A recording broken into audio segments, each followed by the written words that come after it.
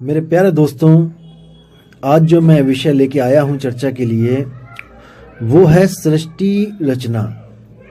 ये सृष्टि रचना कैसे हुई है, कैसे ये दुनिया बनी है और इसको बनाने वाला कौन है, आज इस पे विचार करेंगे। जैसे कि आपको पता है कि कई तरह के यहाँ पर जो संत आए हैं भारत में और अलग अलग प्रांतों में, विदेशों में, सबने जो सृष्टि रचना का विस्तार किया है, बताया है जो उन्होंने, वो लगभग सेम ही है। यानी कि एक शक्ति है निराकार, जिसका कोई आकार नहीं है, वही निराकार यानी शून्य कह लो उसको, वही शून्य से ये सारी सृष्टि बनती है। उसी को ब्रह्म कह लो, एक ही बात है। वही निराकार, वही ब्रह्म, वही शून्य, वही मन, चारों नाम अलग अलग हैं लेकिन वस्तु एक ही है। उसी से ये सृष्टि बनती है, उसी से ही बाकी तत्व बनते हैं, उसी से ही हर शरीर बनता है और आपको ये जड़वत जो शरीर, जो जगत है, वो दिखाई देता है उसी एक से। जैसे मैदे से ही समोसे भी बनते हैं, मटरी भी बनती है और भी कई पकवान बनते हैं, लेकिन वो मैदा एक ही होता है। उसके कण कण मिलकर अलग अलग शेप ले लेते हैं और हम हर चीज का अलग नाम रख देते हैं, लेकिन असल में वो मैदा ही होता है। और मैदा हर चीज में भरपूर होता है। जो भी चीज मैदे से बनी है उसमें मैदा कण कण में होता है। ऐसी कोई जगह नहीं जहां पर मैदा ना हो, जो चीज मैदे से बनी है। इसी तरह जो ब्रह्म है वो ऐसी कोई जगह नहीं है जहां पे ब्रह्म नहीं है। जो निराकार आकाश सुशून्य है, जो ऐसी कोई जगह नहीं है जहां पर वो नहीं है, क्योंकि जब चीज बनी ही उससे है तो वो हर जगह विद्यमान है। उसी निराकार को संतों ने परमात्मा बोल दिया है। इसी गलती को आज हम सुधारेंगे कि परमात्मा निराकार है या साकार है या दोनों से परे है। इन्हीं चीजों को आज हम क्लियर करेंगे। तो दोस्तों, सबसे पहले मैं ये बता दूं कि इस पूरे ब्रह्मांड में 4 तरह के गुरु होते हैं जो सृष्टि रचना पे अपना प्रकाश डालते हैं। सबसे पहले कौन होते हैं? जो शरीर को परमात्मा मानते हैं, जैसे राम जी का शरीर, कृष्ण जी का शरीर, भोले शंकर का शरीर या किसी और का शरीर। और जो ऐसे गुरु हैं वो आपको भी शरीर घोषित कर देते हैं। जैसे वो आपको कहेंगे कि आप एक आदमी हो और औरत को कहेंगे कि आप एक औरत हो, और वो उसको आदमी औरत ही कह के पुकारेंगे और समझाएंगे कि तुम ही शरीर हो। कहने का मतलब कि उनको ये नहीं ज्ञान होगा कि तुम्हारा स्वरूप इस इंसानी चोले के अलावा भी कुछ और है। यानी कि वो खुद भी अपने आप को एक शरीर समझेंगे और अपने जन्मदाता को भी, जो भगवान जिसने हमें पैदा किया है, उसको भी एक शरीर समझेंगे।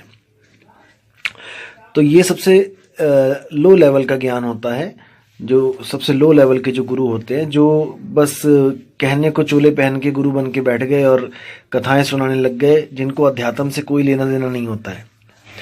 इसके बाद जो दूसरे नंबर पे गुरु आते हैं वो होते हैं वो लोग जो निराकार को परमात्मा मानते हैं और सारी सृष्टि निराकार से उत्पन्न होती है, ऐसा बताते हैं। उसमें भी 2 कैटेगरीज हैं। पहली कैटेगरी वो है जो आपको ये बोलते हैं कि शून्य से चेतनता प्रकट हुई और फिर कुछ चेतनाओं ने मिलके एक तंत्र बनाया और उस तंत्र से ही इंसान का एक शरीर बना और वो पहला शरीर आप हो और हम हैं।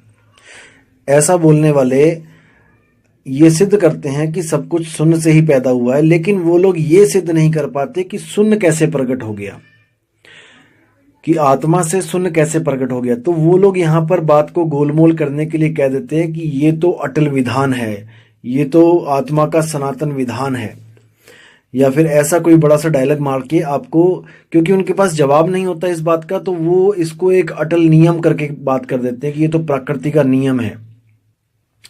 दोस्तों, अगर ये अटल नियम है तो याद रखना कि ये अटल नियम दोबारा भी लागू होगा, क्योंकि जो अटल स्वयं अटल नियम है वो हमेशा ही लागू होगा। ऐसा हो नहीं सकता कि वो लागू ना हो, क्योंकि वो तो नियम ही है, नियम तो लागू होते ही हैं। तो इसमें मुक्ति नहीं मिल सकती आपको। और इसी कैटेगरी में जो दूसरे संत हैं वो क्या कहते हैं, वो कहते हैं कि परमात्मा निराकार है और उसी से सारा ब्रह्मांड पैदा होता है, और आप और हम क्या हैं, जीव। वो जीव की संज्ञा देते हैं। वो ये नहीं कहते कि आप शरीर हो या आप मन हो, वो कहते हैं कि आप जीव हो जो निराकार परमात्मा ने जो शरीर बनाए हैं उस शरीरों में आप रहते हो। ऐसे गुरु मिलेंगे आपको कैटेगरी 2 में। जो तीसरे नंबर के गुरु होते हैं इन दोनों के अलावा, वो कौन होते हैं, वो ये कहते हैं कि ये जो जीव है, जो ये भी अविनाशी है, ये भी अनादि है, और जो ये दुनिया है ये भी अनादि है। ना तो जीव को किसी ने बनाया और ना ही दुनिया को किसी ने बनाया, ये दोनों ही शुरू से थे। ऐसे लोग आपको मिलेंगे कबीर पंथ में मिल जाएंगे, स्पेशली पारक सिद्धांत वाले। वो लोग ये नहीं मानते कि इन शरीरों को किसी ने बनाया है, इस धरती आसमान को किसी ने बनाया है। वो कहते हैं ये अनादि है, ये शुरू से ही था। तो तीसरे टाइप के ये संत होते हैं। जो चौथे टाइप के संत होते हैं उनको ये पता होता है कि आत्मा से ब्रह्म कैसे पैदा हो गया और कहाँ पे गलती हुई है, ब्रह्म से सृष्टि कैसे बनी है। उनको हर चीज पता होती है और वो हर गतिविधियों को जानते हैं कि कहाँ पर गलती हुई है, कहाँ पे ये सृष्टि बनी है। ये जो इस प्रकार के जो संत होते हैं वो परम संत होते हैं। उनको गलती का पता होता कि गलती कहाँ हुई है। जो अज्ञानी संत होते हैं वो इस गलती को अटल नियम बना के शो कर देते हैं कि ये तो अटल नियम था कि सृष्टि बने, कि इंसान का चोला बने, कि सूक्ष्म शरीर बने। क्योंकि वो अज्ञानी होते हैं, उनको नहीं पता होता कि असल में भेद क्या है, क्योंकि वो भी हमारी आपकी तरह ही इस दुनिया में आए हैं गर्भ में उल्टा लटक के। तो ये जो भूल की बात मैं बता रहा हूं, जो अखंड नियम बोल के जो गुमराह कर देते हैं लोगों को, क्योंकि ज्ञान नहीं होता इसलिए। तो इन गलतियों को सुधारने के लिए जो परमपिता परमात्मा आता है उसकी नजरों से कुछ भी बचा नहीं आज तक। उसको सब पता है कि सृष्टि कैसे पैदा हुई है, गलतियां किससे हुई हैं। तो मैं आज उन्हीं परमात्मा की आपको एक वाणी बताऊंगा और उस वाणी में आप देखिएगा कि कैसे स्पष्ट लिखा है कि गलतियां कहां कहां हुई हैं। आप और हम दोनों जानते हैं कि सनातन इस दुनिया में अगर कुछ है तो वो आत्मा है। आत्मा से ऊपर कुछ नहीं है। मैंने फिर बोला आपको कि परमात्मा केवल अपने कुछ गुण के कारण परमात्मा कहला रहा है, अदरवाइज वो भी एक आत्मा ही है, क्योंकि उसके नाम के आगे परम लगा दिया गया है, क्योंकि वो कभी गलती नहीं करता, भूल नहीं करता। बस यही कारण है कि वो परमात्मा कहला रहा है और हम सब आत्माएं कहला रही हैं। असल में आत्मा ही सनातन है, और सनातन जो है उसी से गलती हुई है, आत्मा से ही गलती हुई है। ये मैं कह रहा हूं इसलिए आपको यकीन नहीं हो रहा, लेकिन मैं आपको कबीर साहब की वाणी से प्रूफ करता हूं कि ये कैसे हुआ है। तब शायद आपको समझ में आए और आपकी जो विवेक बुद्धि है वो शायद ज्यादा काम करने लग जाए। तो शुरू करते हैं वाणी। संतों ऐसी भूल जग माही, जाते जीव मिथ्या में जाही।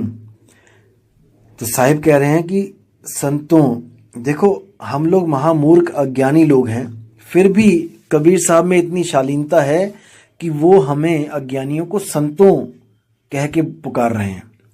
और हम जैसे मूर्ख, देखो उन संतों को हम लोग अज्ञानी, फंसाने वाला, मूर्ख, पता नहीं क्या क्या बोल देते हैं। यहां से पता लगता है कि बुद्धि का लेवल कितना है हम लोग का। तो आप समझदार हैं, आप समझिए इस ज्ञान को। तो क्या कहते हैं, संतों ऐसी भूल जग माही, जाते जीव मिथ्या में जाही। साहिब कह रहे हैं कि ऐसी भूल जगत में पड़ गई है जिससे हर जीव झूठ की राह पे चला हुआ है, यानी झूठी मुक्तियों के चक्कर में फंसा हुआ है। अब कहते हैं, पहले भूले ब्रह्म अखंडित, झाई आपु ही मानी। यानी कि जो ब्रह्म जिसको बोला जाता है कि वो अखंडित है, वो परमात्मा है, जिसके लिए कई बार बोला जाता है अहम ब्रह्मास्मि, एको ब्रह्म द्वितीयो नास्ति। तो ऐसा ब्रह्म जो है, कबीर साहब कहते हैं वो खुद भूला हुआ है। वो अपने स्वरूप को भूल के अपनी ही परछाई को सत्य मान के बैठ गया, और इसी परछाई से उसने इच्छा करके, अभिमान प्रकट करके ये सृष्टि रच दी। झाई में भूलत इच्छा कीनी, इच्छा ते अभिमानी, अभिमानी करता हुए बैठे, यानी अभिमानी होकर कर्ता पुरुष बन बैठा, वो इस दुनिया को बनाने वाला बन बैठा और उसने दुनिया प्रकट कर दी। अभिमानी करता हुए बैठे, नाना पंथ चलाया, वही भूल में सब जग भूला, भूल का मरम न पाया। अब जैसे ही उसने ये भूल करी और इस सृष्टि को बनाया, तो हम लोग जो थे, हम लोग भी उसी भूल में भूल गए। जितनी भी आत्माएं थी वो सब भूल गईं उसी की भूल में। जैसे वो भूला ऐसे ही सब भूलते चले गए। वही भूल में सब जग भूला, यानी एक ही भूल थी हमारी सबकी और उसी में हम भूलते चले गए। 184 भूलते कहिए, भूलते जग बिटमाया, जो है सनातन सोई भूला, अब सो भूल ही खाया। देखो कितना साफ बोल दिया कबीर साहब ने कि 184 भूलते कहिए, कि 184 जो जूने बनी है वो सब हमारी भूल से ही बनी है। भूलते जग बिट माया, जो है सनातन सोई भूला। अब जो सनातन है, जो आत्मदेव है, जिसको आत्मा कहते हैं वही सबसे पहले भूल गया, वही भूला हुआ है। अभी तक उसकी भूल ठीक नहीं हुई है, अभी तक वो सुरती उसकी धक्के खा रही है। भूल मिटे गुरु मिले पारखी, पारख दे लखाई, कहें कबीर भूल की औषध, पारख सबकी भाई। देखो कितना प्यारा शब्द है। कहते हैं भूल मिटे गुरु मिले पारखी। भूल तब मिटती है जब पारखी गुरु मिल जाता है। पारखी गुरु का मतलब ये नहीं कि परख सिद्धांत वाला, पारखी का मतलब है जो परख करना जानता है वो गुरु, क्योंकि गुरु की परख के द्वारा ही चेले की परख काम करती है। अगर गुरु ही पारखी नहीं है तो चेला पारखी नहीं हो सकता। आप समझ रहे हैं मैं क्या कह रहा हूं। जो इतने बड़े बड़े गुरु गद्दियों पे जो बैठे हुए हैं, इनकी खुद अकल मारी गई है। ये खुद नहीं समझ पा रहे हैं कि हमारे गुरु ने हमें क्या दिया है और उसी को सत्य मान के बैठे हैं। अपनी बुद्धि चलानी इन्होंने छोड़ दी है, इसलिए परख इनकी मर गई है। लेकिन कबीर साहब कहते हैं कि जो गुरु मिले पारखी, अगर पारखी गुरु आपको मिल जाता है तो आपकी भूल जो है उसको मेट देता है, आपकी भूल को खत्म कर देता है। भूल मिटे गुरु मिले पारखी, पारख देई लखाई, कहें कबीर भूल की औषध, पारख सबकी भाई। यानी कि जितने भी हैं सब हम लोग, हम सबकी एक ही औषधि है, वो है पारख। किसका पारख? शब्द का पारख। जैसे साहिब कहते हैं, शब्द शब्द सब कोई कहे, हर संत शब्द लेके बैठा है, ऐसा कोई संत नहीं जो शब्द लेके नहीं बैठा है। शब्द शब्द सब कोई कहे, वह तो शब्द विदेह, जीवा पे आवे नहीं, निरख परख कर ले। तो साहिब कहते हैं क्या करना है? निरख और परख, उसको अच्छी तरह निरख लो और अच्छी तरह परख लो कि जो शब्द हमें मिलने जा रहा है उससे हमारी मुक्ति होगी कि नहीं। मुक्ति की बात है यहाँ पे दोस्तों। अब ऐसा नहीं है कि किसी भी शब्द से मुक्ति मिल जाए, ऐसा नहीं है। केवल सार शब्द से मुक्ति मिलती है और वो सार शब्द किसी ग्रंथ में नहीं लिखा है। उसी सार शब्द को मूल ज्ञान कहते हैं। जैसे साहिब ने बोला है, 33 अरब ज्ञान हम भाखा, सार शब्द हम गुप्त ही राखा। तो सार शब्द गुप्त कहाँ रखा है भाई, ये समझना है।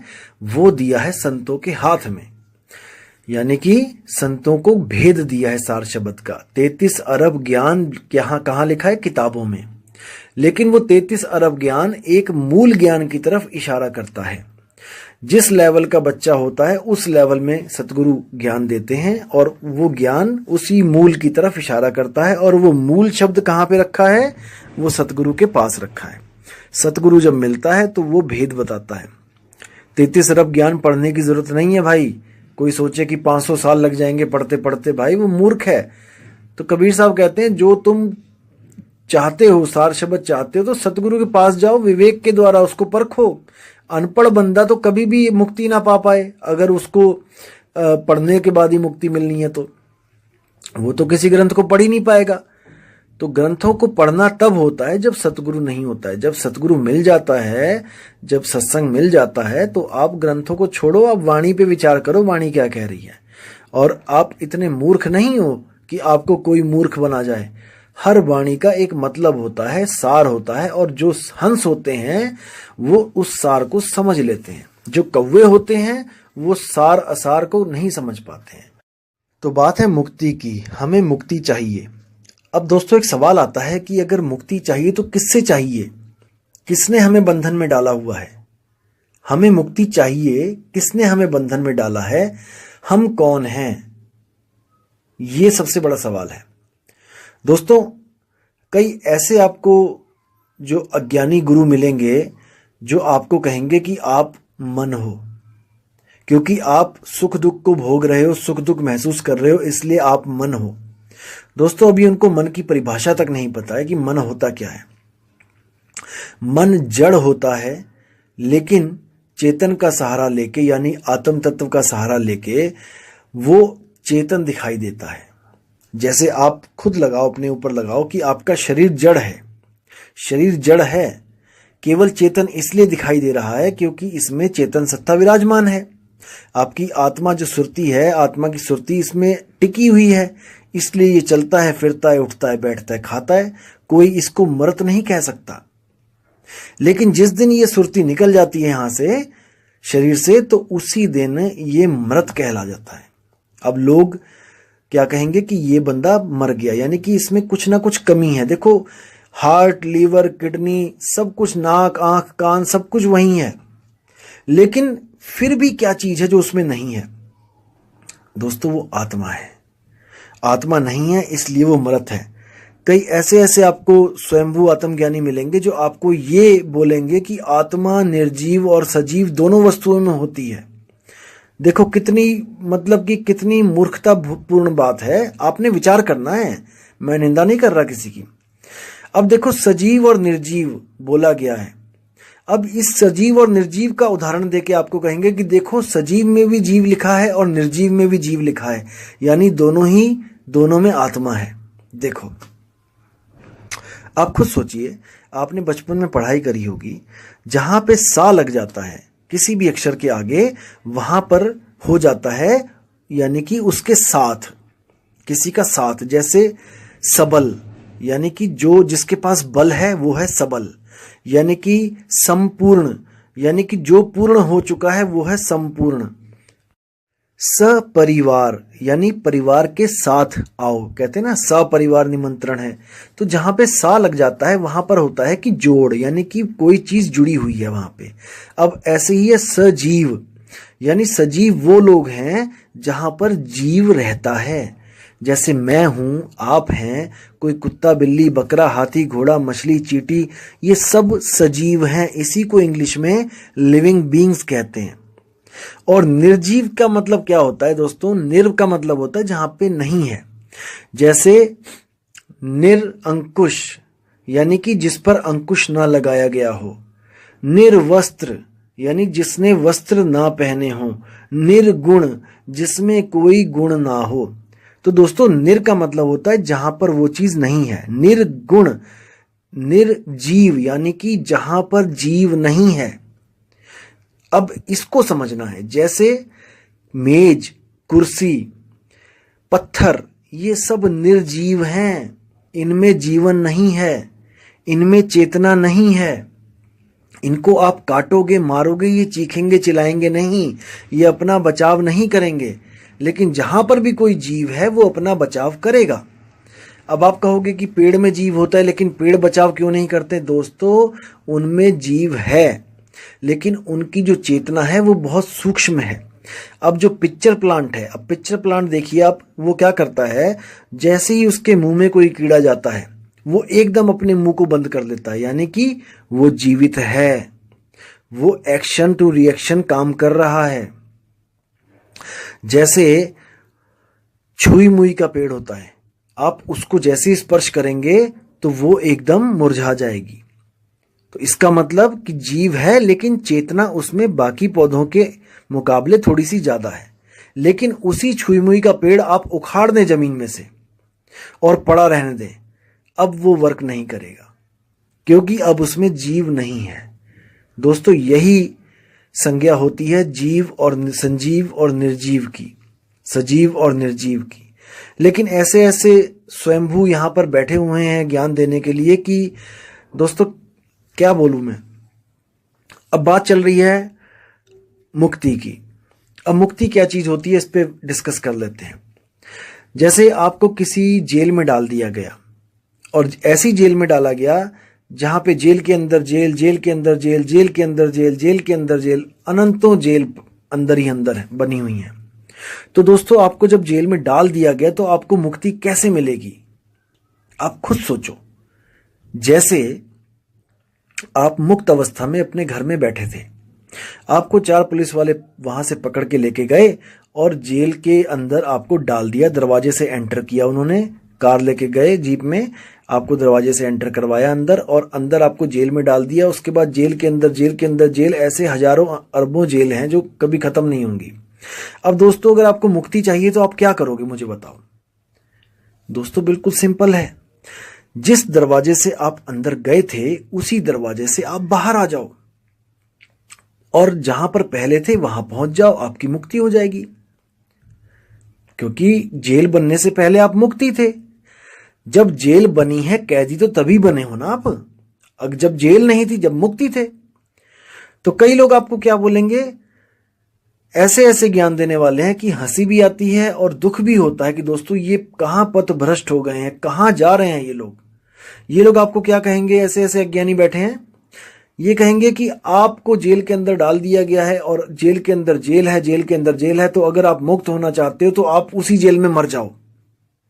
बताओ दोस्तों, मतलब आप अगर मुक्त होना चाहते हो कहीं से तो यानी कि वहां पे मर जाओ आप, तो मुक्त कैसे हुए? नहीं दोस्तों, ऐसा नहीं है, ये बिल्कुल अज्ञान है। कबीर साहब मुक्ति के बारे में क्या बोलते हैं, आप बीजक की साखी उठा के देखिए। पहली साखी क्या कहती है, जहिया जन्म मुक्ता हता तहिया हताना कोए, छठी तुम्हारी है जगह तू कहां चला बिगोए।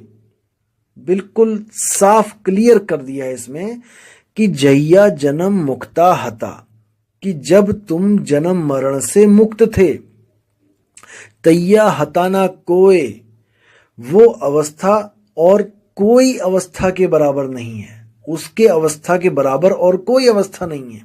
यानी मुक्त अवस्था से अच्छी कोई अवस्था नहीं है। लेकिन जो सनातन भूला, जो सनातन से पहली भूल हुई, वो यही भूल हुई कि वो आत्म तत्व से भी नीचे गिर गया। सुरती के रूप में, सुरती शब्द से जब अलग हुई, आत्मा से सुरती उसकी अलग हुई और वो जब जेल में पहुंची, यानी 5 तत्वों ब्रह्म को निर्माण करते करते, आगे 5 तत्वों का निर्माण करते करते जब नीचे पहुंची, 5 तत्व में पहुंची, तब बंधन में पड़ गई। ये वापस अपने उस मूल को नहीं प्राप्त कर पाई। अरबों खरबों जन्म हो गए।